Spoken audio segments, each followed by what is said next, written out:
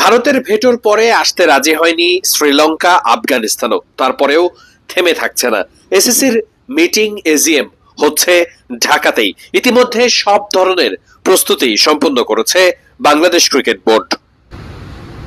ঢাকার একটি 5 তারকা হোটেলে আগের দিনের এই আয়োজনই বলে দেয় বাংলাদেশ কতটা প্রস্তুত আছে।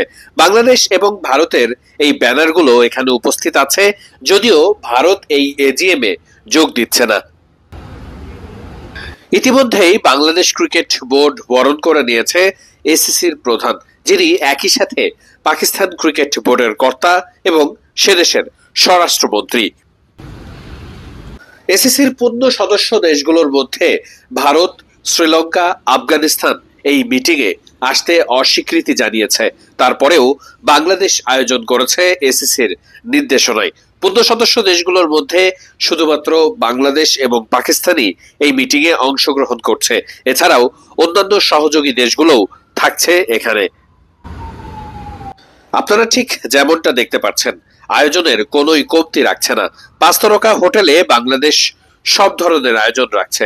আরব আমিরাত, তাজিকিস্তান অর্থাৎ সিঙ্গাপুরের মতো দেশগুলো যারা সহযোগী ক্রিকেট নেশনস এশিয়ার, তারাও এখানে আসছে যোগদান করতে এসিসির এজিএম এ। এসিসির এজিএম মানে সেখানে আর্থিক হিসাব নিকেশ, ভবিষ্যৎ পরিকল্পনা সহ অনেক কিছুই ঠিকঠাক করা হবে।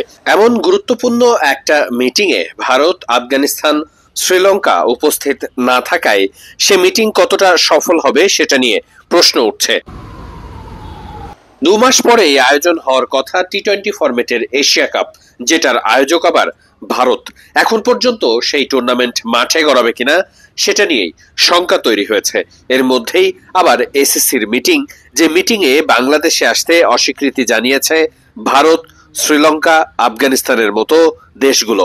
শেষ পর্যন্ত এশিয়া কাপের ভাগ্য নির্ধারণ সহ গুরুত্বপূর্ণ সব কর্মপরিকল্পনা বাস্তবায়নে ভারতকে ছাড়া এই মিটিং কতটা সফল হবে সেটা নিয়েও আছে নানান আলোচনা। ক্রিকেট কূটনীতিতে ভারত, আফগানিস্তান, শ্রীলঙ্কাকে বাদ রেখেই এই এজিএম আয়োজন পরবর্তীতে এশিয়ার ক্রিকেটে নতুন কোনো প্রভাব ফেলবে কিনা সেটা নিয়েও আছে অনেক আলোচনা।